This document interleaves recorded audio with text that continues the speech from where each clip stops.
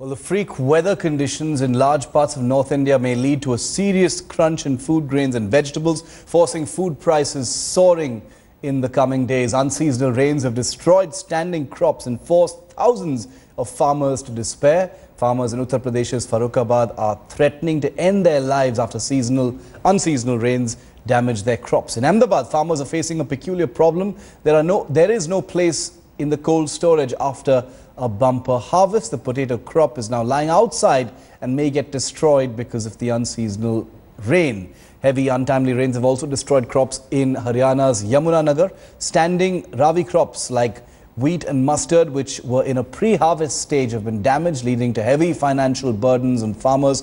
Similarly, fresh snowfall in Himachal has destroyed many apple orchards.